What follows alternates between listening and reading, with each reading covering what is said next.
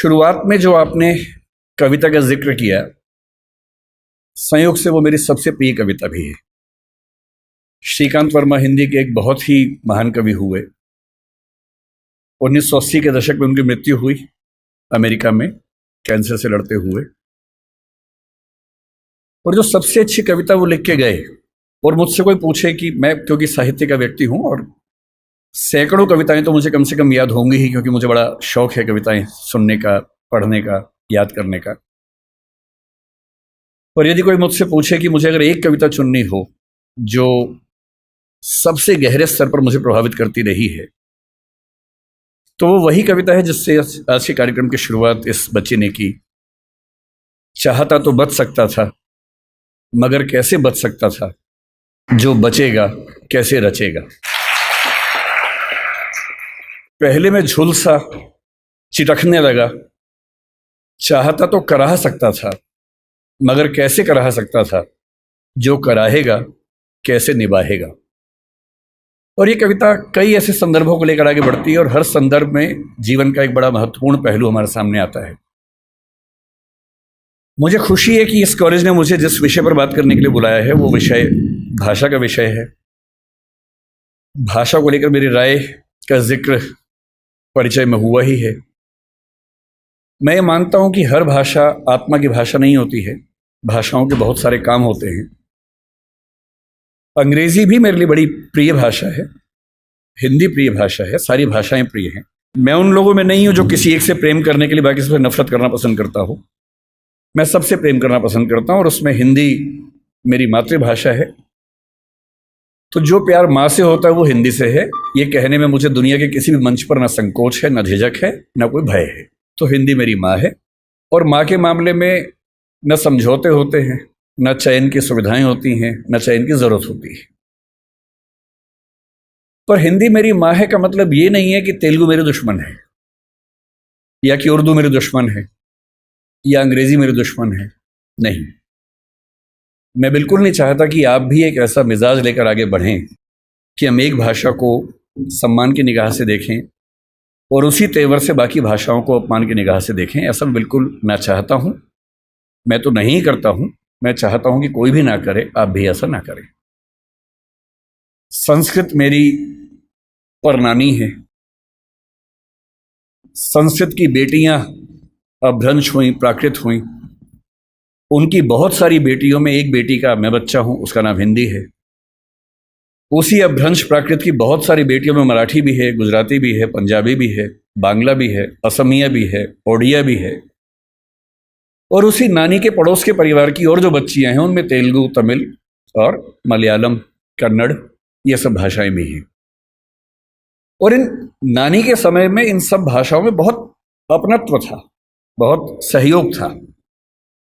आज हम कितनी भी दूरी महसूस करें, हमारी नानी के ज़माने में इनमें बहुत लेन देन हुआ, आदान प्रदान हुआ। और इसलिए जब आप मलयालम सीखेंगे या तमिल सीखेंगे तो आप बड़ा आश्चर्यचकित हो जाएंगे कि कई बार संस्कृत के शब्द एज इट इज़ आपको उन भाषाओं में मिलते हैं, और आपको समझ में आता है कि एक पीढ़ी का अंतर नहीं है। थोड़ा और पीछे जाएंगे तो कई पीढ़ी पीछे हमारी बड़ी गहरी दोस्ती रही है, ताल्लुकात रहे हैं। और इसलिए जब भाषा के प्रश्न पर मुझे कोई बोलने को कहता है, मुझे लगता है कि ये शायद दुनिया का सबसे महत्वपूर्ण सवाल है। अलग बात है कि आजकल हम इसको एक हल्का सवाल मान लेते हैं, पर मैं भी आपको समझाना चाह रहा हूं कि ये दुनिया का सबसे महत्वपूर्ण सवाल क्यों है। हिंदी दिवस के दिन एक परंपरा है कि हम आमतौर पर भावनात्मक मुहावरों से बात करते हैं।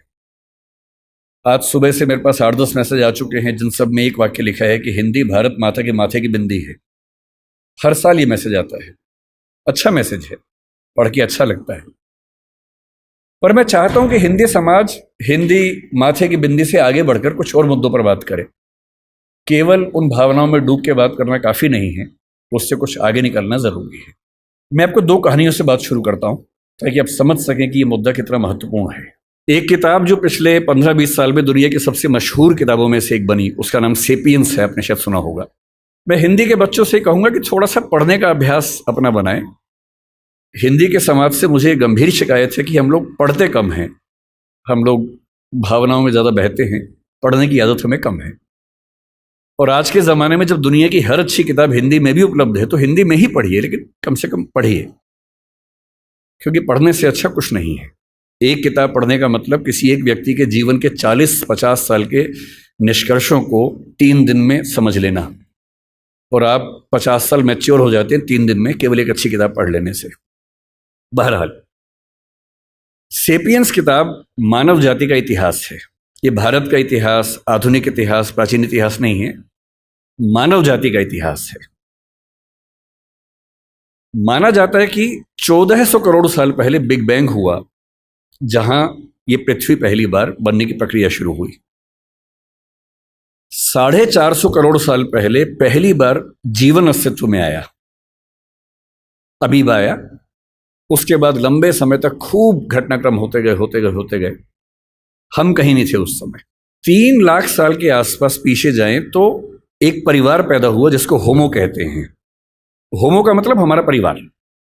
उस होमो परिवार में एक हम हैं, होमो सेपियंस, क्योंकि हम होमो परिवार में सेपियंस नाम की शाखा हैं। उस परिवार में और भी शाखाएं थी। निएंडरथल एक बहुत प्रसिद्ध, आपने नाम सुना होगा, ऑस्ट्रेलोपिथेकस का नाम सुना होगा, होमो इरेक्टस का नाम सुना होगा। ये सारे के सारे वो जीव थे जो होमो सेपियंस के आमने सामने जिंदा थे और संघर्ष में थे। चुनौती ये थी कि अंत में इनमें से कौन जीतेगा। ये व्यावहारिक तौर पर संभव नहीं था कि ये सारे साथ साथ चल सके। ये बात सुनने में अच्छी लगती है कि सब साथ साथ चले, पर इवोल्यूशन की हिस्ट्री में बहुत व्यावहारिक नहीं होता है। एक सवाल यह भी था कि होमो परिवार का कोई प्राणी क्या चिंपैंजी को, बंदर को, इन सबको हरा पाएगा, क्योंकि उस समय तक ये सारी स्पीशीज लगभग बराबर संघर्ष में चल रही थी। आज से 70,000 साल पहले तक ये सब यूं ही चल रहा था, और फिर एक घटना घटी। उस घटना को सेपियंस किताब के लेखक ने, जिनका नाम युवाल नोआ हरारी है, उन्होंने संज्ञानात्मक क्रांति या कॉग्निटिव रिवॉल्यूशन का नाम दिया, और ये घटना 40,000 साल तक चलती रही। और इस बात पर बड़ा गहरा विचार किया कि क्या वजह थी कि होमो सेपियंस जिंदा रहा, निएंडरथल मर गया। हम मानते हैं कि निएंडरथल वो है जो यूरोप की आज की जो स्पीशीज है उसका पूर्वज था। ऑस्ट्रेलोपिथेकस मर गया, इरेक्टस मर गया, और जितने परिवार के जंतु थे वो सब मर गए, और होमो सेपियंस इन सबसे कमजोर होने के बावजूद बच गया और इतना सफल भी हो गया। निएंडरथल के बारे में उसने लिखा कि अगर आमने सामने आ जाएं तो निएंडरथल होमो सेपियंस को मार मार के अधमरा कर सकता था, वो इतना ताकतवर था। उसके बाद भी खत्म हो गया। क्यों खत्म हो गया?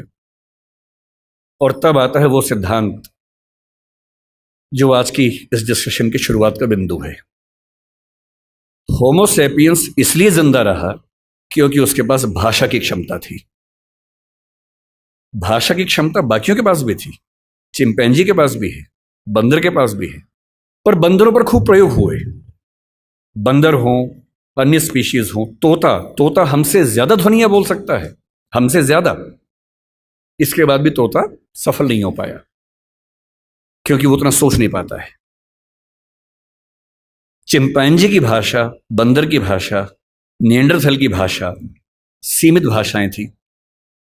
वो एक आवाज में पूरा एक वाक्य बोलते थे, और ऐसे प्रयोग आज भी होते हैं।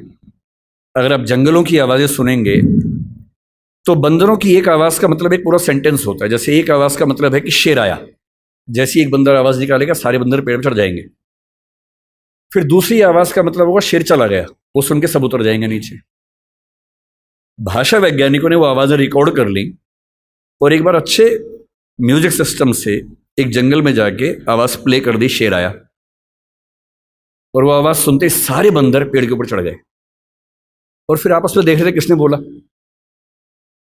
और 10-15 मिनट के बाद दूसरी आवाज प्ले की, शेर चला गया, सारे बंदर नीचे उतर गए। एक आवाज, एक वाक्य। इंसान की भाषा की सबसे बड़ी खूबसूरती यह है कि वो डिस्क्रीट भाषा है, विविक्त भाषा है, जिसका मतलब यह है कुछ 25-30 ध्वनियों से, 50 ध्वनियों से हम अरबों शब्द बना सकते हैं, और अरबों शब्दों से खरबों वाक्य बना सकते हैं। इतनी लचीली भाषा हमारी है जिसमें किसी भी बात को कहने के 50 तरीके हमारे पास हैं, और ये तरीके इस संसार में किसी और स्पीशीज के पास नहीं है। इसीलिए होमो सेपियंस बन पाया और आज अगर हम जिंदा हैं, आज हम चिंपांजी से बेहतर हैं, गुरिल्ला से बेहतर है, बंदर से बेहतर हैं और होमो इरेक्टस से बेहतर है, निएंडरथल से बेहतर हैं, जिंदा हैं, तो इसकी मूल वजह है हमारी भाषा की क्षमता। जो चीज़ें मुफ्त में मिलती हैं उसकी कीमत हम नहीं समझते हैं। भाषा ऐसी एक चीज़ है, मुफ्त में मिल जाती है तो हमें लगता है कि ये तो ऐसे ही है। लेकिन जब आप इस नज़रिए से समझेंगे कि भाषा ही वो चीज़ है जो हमें मनुष्य बनाती है, तो शायद इस बात का महत्व ज़्यादा अच्छे से हम समझ पाएंगे। भाषा को लेकर झगड़ा जो आज के समय में है, हम आज हिंदी की बात कर रहे हैं, किसी और कोने में कोई किसी और भाषा की बात कर रहा होगा। ऐसा क्यों नहीं होता कि दुनिया में एक ही भाषा होती? ऐसा क्यों है कि भाषाएं बहुत सारी हैं? ना बहुत सारी भाषाएं होती ना झगड़े होते, सब एक ही भाषा बोल रहे होते। सोचने में कितना अच्छा लगता है। तो ओल्ड टेस्टामेंट में जो यहूदियों का बाइबल का हिस्सा है उसमें कहानी आती है, उसको बोलते हैं बेबीलोनिया की या बाबिल की कहानी।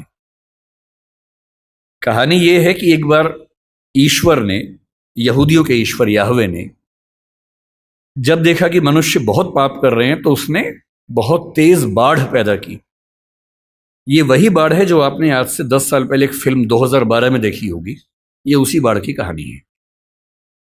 इतनी ज्यादा बाढ़ की सारी इंसानी सभ्यता नष्ट हो जाए क्योंकि ये लोग इतने पापी हैं, और ईश्वर को ये लगा कि मैंने गलती कर दी इन लोगों को मनुष्य बना के, इनके तो पाप खत्म नहीं होते हैं।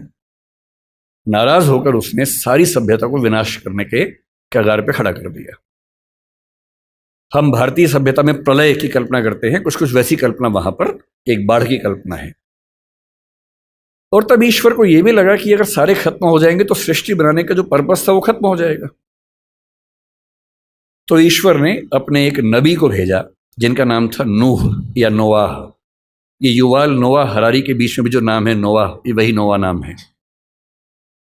और उनसे कहा कि तुम जाओ, जितनी भी स्पीशीज है उन सब की एक एक पेयर को बचा लो ताकि सभ्यता को फिर से शुरू कर सके। तो नोआ ने एक जहाज का निर्माण किया, पानी के जहाज का निर्माण किया, सारी स्पीशीज के एक एक पेयर को उस पर रखा, अपने परिवार को रखा और बाढ़ से बचा लिया। और उसके बाद नई सभ्यता शुरू हुई। और जब नई सभ्यता शुरू हुई तो बेबीलोनिया के राजा के मन में एक विचार आया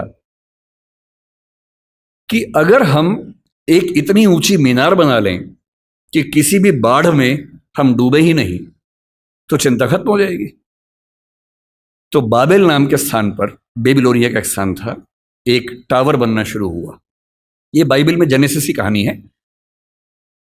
टावर बनने लगा, काफी ऊंचा बन गया। और बनते बनते ईश्वर को यह लगा कि ये मेरी शान में गुस्ताखी हो रही है, क्योंकि मैं बाढ़ ले आऊंगा उससे बचने के लिए ये मेरे खिलाफ साजिश कर रहे हैं। तो ईश्वर ने क्या किया, एक कमाल कर दिया। उसने उस टावर पर काम करने वाले व्यक्ति और बाकी व्यक्तियों को भाषाओं में बांट दिया ताकि वो एक दूसरे की बात ना समझ सके। और एक कहानी चलती है कि अगर आप चाहते हैं कि सारे मनुष्य एक ना हो तो उनको भाषाओं में बांट दीजिए। और उसके बाद से आज तक सारे मनुष्य आपस में झगड़ा कर रहे हैं। ये कहानी ऐतिहासिक रूप से कितनी सही है मुझे नहीं पता, मिथक है, धर्म की बात है, पर ऐसी कहानियां किसी कंसेप्ट को समझने के लिए बहुत काम की कहानियां होती हैं।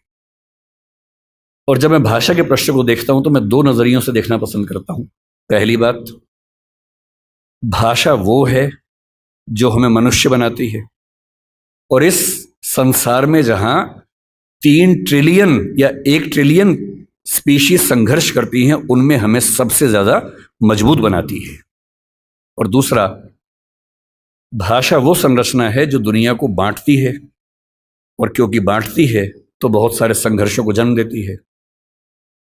लोग कहते हैं कि धर्म बहुत ताकतवर है, जाति बहुत ताकतवर है। मेरी नजरिए में भाषा सबसे ताकतवर है।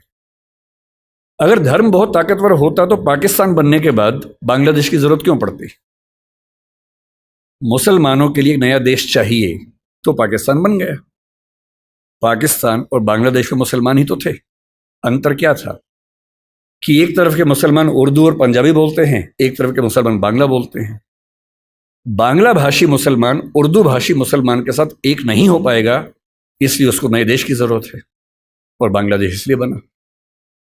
आप श्रीलंका के झगड़े को कितना भी हिंदू और बौद्ध झगड़ा कह लीजिए, दरअसल वो तमिल और सिंगली भाषाओं का झगड़ा है।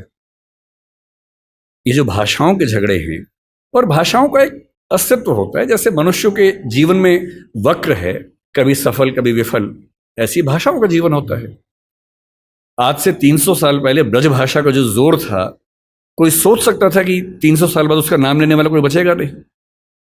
ब्रज भाषा के नाम में भाषा है, वो बोली बन गई, और खड़ी बोली के नाम में बोली है, वो भाषा बन गई। तो इतिहास के दौर की बात है। इतिहास का कौन सा दौर किस भाषा को कहां से कहां उठा के ले जाएगा। जब पुर्तगाली यूरोप से निकले थे दुनिया पर कब्जा करने के लिए, उन्हें लगता होगा कि पुर्तगाली दुनिया की महान भाषा बनेगी। बाद में फ्रांसीसियों ने, हॉलैंड के डच लोगों ने, अंग्रेजों ने आपस में झगड़े किए, फ्रेंच लोगों ने झगड़े किए। उन झगड़ों में संयोग से अंग्रेजी जीत गई, और क्योंकि अंग्रेजी जीत गई, क्योंकि अंग्रेजी का असर भारत पे पड़ा, अंग्रेजी का असर अमेरिका पे पड़ा, अंग्रेजी का असर अफ्रीका पर ज़्यादा पड़ा, इसलिए आज अंग्रेजी दुनिया की सबसे प्रसिद्ध भाषा है, प्रचलित भाषा है। ऐसा थोड़ा ना कि अंग्रेजी बहुत महान भाषा है, भाषाएं सारी महान हैं। और अगर तकनीकी तौर पे देखें तो हिंदी भाषा वैज्ञानिक तौर पर अंग्रेजी से बेहतर भाषा है। केवल शब्दावली के अभाव को पीछे छोड़ दें, चाहे वो ध्वनि का मामला हो, फोनेटिक्स का मामला हो, सिंटैक्स का मामला हो, भाषा विज्ञान के किसी भी स्तर पर देखें तो हिंदी अपनी वैज्ञानिकता में अंग्रेजी से कहीं भी कम नहीं है, कई मामलों में बेहतर है। इसलिए कौन सी भाषा का कितना राज होने वाला है, ये बात तय होती है केवल इस बात से कि उस भाषा के समाज की दुनिया पर क्या पकड़ है, कौन उपनिवेश की भाषा बनी, कौन साम्राज्य की भाषा बनी, किस भाषा में ज़्यादा विकास हुआ, किस भाषा में कम विकास हुआ। संयोग की बात है कि आज हम एक ऐसी दुनिया में हैं, ग्लोबल दुनिया में, जहां अंग्रेजी का वर्चस्व है। अंग्रेजी से दिक्कत ना आपको होनी चाहिए ना मुझे होनी चाहिए। हम हर भाषा का सम्मान करें, उससे फायदा उठाएं, सीखें, अपने काम का लाभ लें। पर मैं अंग्रेजी माध्यम का विद्यार्थी रहा हूं, मैंने बहुत सारी पढ़ाई अंग्रेजी माध्यम में की है, और मैं अंग्रेजी में लगभग उतना सहज उतना हिंदी में हूं, तो मुझे इस बात की खुशी है। मुझे चिंता केवल तब होती है जब भारत में होते हुए कोई मुझसे ये उम्मीद करता है कि मुझे हिंदी बोलने में शर्म होनी चाहिए। चिंता केवल तब होती है। भारत में होते हुए मैं अपनी भाषा बोलूं, अपनी भाषा बोलने मुझे काहे की शर्म होनी चाहिए। मैंने जिन जिन देशों की यात्रा की, आज दुनिया के हर देश पर दबाव है कि अंग्रेजी सीखे, और वो दबाव इसलिए कि ग्लोबलाइजेशन का दौर है, अंग्रेजी में चीजें ज्यादा उपलब्ध हैं, स्वाभाविक सी बात है। पर मैंने कभी हॉलैंड में किसी व्यक्ति को डच भाषा की तुलना में अंग्रेजी को महत्व देते हुए नहीं देखा। वो लड़ने को तैयार हो जाते हैं। आप किसी फ्रेंच व्यक्ति से बात करें, आप इजराइल के किसी व्यक्ति से बात करें, जहां भाषा के सम्मान की बात आएगी वो अंग्रेजी का नाम तक नहीं लेंगे। जहां पढ़ने की बात आएगी, सीखने की बात आएगी, फायदा उठाने की बात आएगी, निश्चित तौर पे सीखेंगे, क्योंकि उस भाषा से उनको फायदा होता है। और आज की जो बातचीत हमारी होने वाली है वो कुछ कुछ उसी तौर पे होने वाली है कि आज हमारी क्या स्थिति है, हमें क्या करना चाहिए, क्या बहुत डरने की जरूरत है। ऐसा तो नहीं कि हम बिना बात के खौफ में हों, और मुझे लगता है कि हम बिना बात के खौफ में ज्यादा रहते हैं। और जब मैं हिंदी की बात सोचता हूं और मिरांडा हाउस के संदर्भ में सोचता हूं, तो मुझे लगता है कि हिंदी की स्थिति कुछ कुछ वैसी ही है जैसी द टेम्पेस्ट नाटक की नायिका मिरांडा की थी।